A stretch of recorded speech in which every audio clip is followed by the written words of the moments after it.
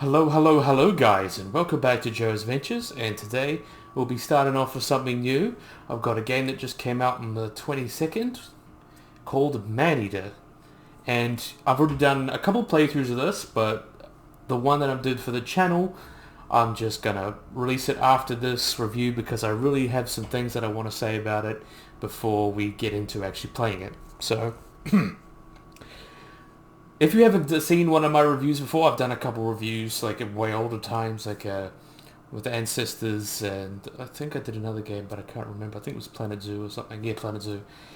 So I thought, because this game really warrants a review, because I really want to give my thoughts on it. So if you haven't seen those, I've split it up into 4 different categories. We have gameplay, so the basic gameplay loop, how to play it, things like that, and thoughts on that. Aesthetics, so that includes things like music, general feel of the game, graphics, sound design, things like that. And accuracy and how much that reflects the real life, how much that reflects real life animals, things like that. Because this is a nature-based channel, do some of that. Just general accuracy compared to real life. And last one is just general thoughts and opinions that don't really fit into either of these categories. So yeah, first we'll start off with gameplay, of course, and the gameplay in this game is very simple. The basic loop is that you're a baby shark, you start off as a baby shark, and then you have to grow up to become an adult. So the thing is with this is you start off like very, very weak. Not so weak that you can't do anything, but you can't really take on like alligators and such. But once you reach level 10, you basically never die again, honestly. The game in itself is very easy. As long as you're not stupid in the beginning, or even stupid at the end and taking on 12 orcas at one time, you're not going to die. Unless you're very stupid.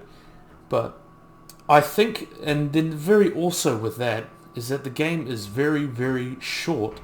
This game took me to get through the story. I'm not counting the collectibles, because obviously collectibles do not make content, which is a very weird thing that I think a lot of games have been doing recently. Just collecting things just to say, oh, we can make it 13 hours because we've got lots of little things to collect. But yeah, the game is probably no more... the second playthrough I did no longer than 6 hours. So it was very, very simple to do. And yeah, that's pretty much about it in terms of that. It's very short, very long, not very long. And with the basic things is the mission types. Now the mission types are actually kind of atrocious. You literally only have, let's say, pretty much go kill 10, 15 of this. Like fish, seals, hammerheads, whatever. Kill 10 or 15 of this, even humans. Kill this target. It can be a boat, it can be a special animal. And yeah, that's actually pretty much it. And then you have like kill the apex, because each region has an apex. And then you also, when you kill a certain amount of humans, you get wanted ratings. So similar to GTA and games like that, if you kill, the more humans you kill, you get a rating. And then the shark hunters, the bounty hunters, will come and try and kill you. But the thing is, they're ridiculously easy. Like, as long as you're not stupid, you can pretty much just waste through them. It's actually really good to just call them in so you can farm them for the minerals and XP that you need. It's not very difficult at all, honestly. But you do get some nice evolution things once you defeat them. Same with the apexes. They're not very hard at all. So like even the biggest boss battles in this game are only 2 or 3 minutes. Like even to go on YouTube, they're only 2 or 3 minutes. At the end of the playthrough, I wanted to enjoy playing. I just went all natural with none of the extra things that you can add on, none of the bone teeth or bone stuff, none of that. I just went all natural, and it actually was a little bit more engaging. I still pretty much didn't die, but it was just lasted a little bit longer, and I was able to enjoy it. But yeah, the cool thing also is the upgrading system. There's like 3 different main avenues that you can go down. And it depends on your playstyle. So you can go pretty much from, you have the bone style, so it's like a bone set where you get bone fins, bone body, bone jaws, things like that. You get like a bone set, which is pretty much makes you as tough as possible. So if you're the type of player that really likes to just get in and destroy as much as you can, that's the perfect for you. There's also the Biometric Style that you can upgrade. That pretty much means if you want to dive and bob and weave like a boxer, if you want to just go and deal some damage, get out of there before they do their attack, and then come in for another attack, that's your playstyle. That one would very much suit you. And the poison one, honestly, just like stuns them and just makes you able to kill them a little bit. They just poison them, so you get natural just damage going out of them. So that's pretty much that playstyle. Or the shadow, and it makes you like easier to disappear because it's a shadow. But yeah, in terms of combat as well, there's really not that much to combat. You basically just have to pretty much just spam your mouse, click as much as you can until you lock onto something. And the lock is actually pretty atrocious sometimes, because if you want to go into kill a certain enemy, let's say if you want to kill a grouper, but there's like a barracuda right next to you, you've got to it might just go to the barracuda and you take the barracuda, and the barracuda wants to kill you, and you didn't want to do that. You just wanted to get the objective animals. So yeah, that can be kind of annoying. And also the mission types are pretty repetitive. And you can also tail whip with you can hold it in your mouth, and you hold it, slows down time, and you can aim what you want to hit, and then you can just use it to stun enemies, which is actually pretty cool. Obviously no real shark uses this, but I'll get into this accuracy. And that is pretty cool, that little amount. And you can even use tools occasionally. I didn't really use them, but you can put a stored fish in your mouth and use that as kind of like a defense almost. But yeah, it's ultimately, the game is not very deep. There's only 3 mission types, very simple attacks.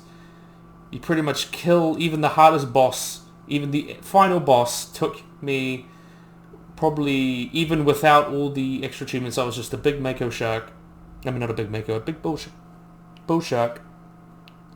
I was literally only about 5-10 minutes. Not even 10 minutes, probably most likely 5 or 6 minutes. So it's really not that hard. The whole game only took me to complete the story. I'm not talking about all the extra collectibles. It took me about 5 or 6 hours to complete. But I think that's kind of its saving grace, because with these mission types and the enemies not being that complex, ultimately I think if it was much longer than that, you'd get very, very frustrated, because it's very simple, but it's also very slow. And this game really benefits from that fast pace. I just wish that fast pace was a little bit slower, so you can enjoy, feeling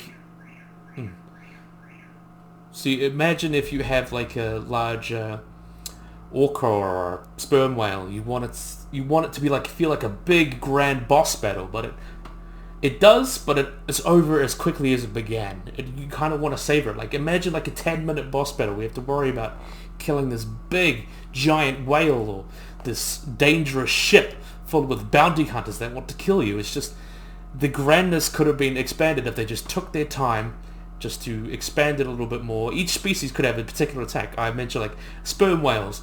They actually, this is a little bit of science behind it as well, they actually use the echolocation, because it's so loud, they can direct it and use it to stun enemies.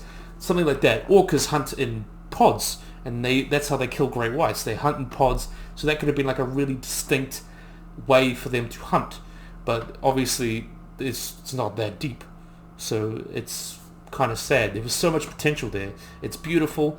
I can really say it's not that much under the hood. It's I'm trying to think of a good analogy. The real thing I can think of is just a supermodel. It looks beautiful, but under the hood there's not much going on. Even though that's slightly offensive, I think that's a funny little joke.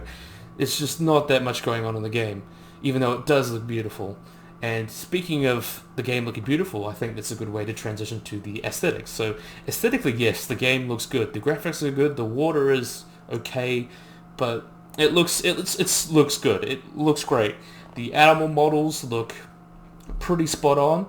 There's 3 versions of some things. You could say there's a normal catfish, mako, normal enemy.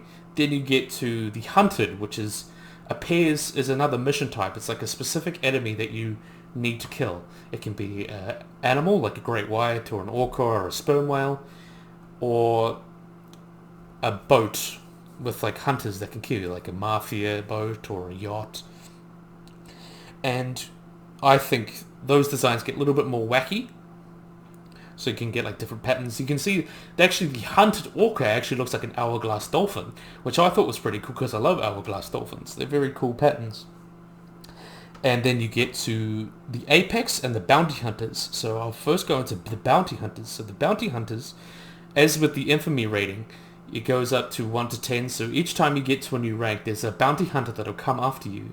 And then once you kill that bounty hunter, you get a certain evolution. So you can go into that and then use that on your shark. So pretty much, there's not that much to them. They're just an extra enemy to kill. There isn't like really anything hard to use to kill them. It really isn't that difficult. But obviously, like honestly, I remember I did the last 2 levels on a video just because I want to do it. It probably took me less than 20 minutes to get from that to there, so it wasn't very long. You just need to like spam it and go hard.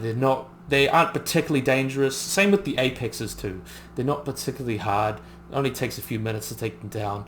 If you're using all these things, even without all of them, you just need to maybe just duck away to get some health, and then you can come back and just go full force. It's really not that hard at all. And yeah, the apexes, I really love the apexes in terms of their design. I think they were all really creative. I just wish there was more to them in terms of gameplay. So they're pretty much just a beefier version of the animal already in game. They don't really have each special attacks or anything. I think it would have been really fun if they each had special attacks, like maybe the let's say the Apex Mako, which you'll probably see in this video. It would have been cool if you could use that to go out, and it really like came in hard at you, like it was super fast. It was shoom shoom, and you have to like worry about it coming at you. And then maybe the Sperm Whale, as I mentioned, the Apex Sperm Whale is basically Moby Dick. It's got like harpoons stuck in it. It's white and it's got rope tied all around it and an anchor hanging off it. It would have been cool if that had its own attack, like maybe, as I said, that the Sperm Whale focus beams at you. Or maybe even with the orca. I love the orca design as well. The orca one is like really looks like a crazy individual that's been stuck in solitary confinement, because it's set in like the SeaWorld area, which is pretty cool. It's got like a big tank, and it's big concrete tank, and it's got like a collapsed dorsal fin, and it's got scratches all over it. It just really looks insane. It looks like Hannibal Lecter if he was an orca, for example. But yeah, those designs, even the first one you do, the Barracuda, it's set in like a radioactive lake, so you pretty much have like this weird like tumor look coming out of it. So they all look pretty uniquely designed. They're just pretty simple under the hood. I think a lot of games really suffer from this. They look pretty, but they play very simple. There's really not that much going on under the hood, sadly. But yeah, and I will say that the map themselves is cool design. So there's like 9 different regions. Each one is quite distinct from each other. They obviously share some species and stuff, but each region can be quite distinct from each other. You basically start in a swamp, then you go from a swamp to the like a radioactive lake, then you go into a bigger, like a resort almost, and then you go into like a rich person dock, then you go out into a bay that gives you a taste of the open ocean, then you go into another even richer person place. It's really tight in there. This is basically the perfect place. It's just like a dock where a lot of people hang out. Then you go into the another bay where it's basically like a pseudo marine park. It's like SeaWorld, and you have like a big tank where you fight the apex orca. And then the last one, you go out into the ocean, which is full of sperm whales, and it's huge, and there's lots of collectibles, and it's quite fun. Each map does have its own distinct feel. Each like section has its own distinct feel, and it's really cool. I just wish they went more with the mission types to fit those areas, instead of just having the kill 10 of this, kill 15 of this, kill this target, kill this. It's very simple. Kill 10 humans. It's it's very, very simple in that regard, and it kind of sucks. And yeah, I really liked also the music and narration style. You have Chris Parnell, which is famous for, if you watched Archer or Rick and Morty, you'll recognize his voice. Even Saturday Night Live, you recognize him. He gives like a lot of very witty lines, which I think are quite funny. Some of them are not quite correct. Some of them are actually good facts, and others are just witty. And I think it's quite funny. You never really cringe at them. They're always like a little bit funny. They're not like trying to be cool. It's just a funny little quip when you do something, which is quite fun. And the music of it really feels like this. Just the whole game has this like Deadliest Catch, Discovery Channel, wacky American show feel. Like if you watch Gold Diggers or Deadliest Catch, things like that. It really has that kind of similar vibe, which I think is pretty cool. Even when these characters swear, they blurt it out. Even in the game, they go holy. So I think that's just quite fun. And I think that does it for aesthetic.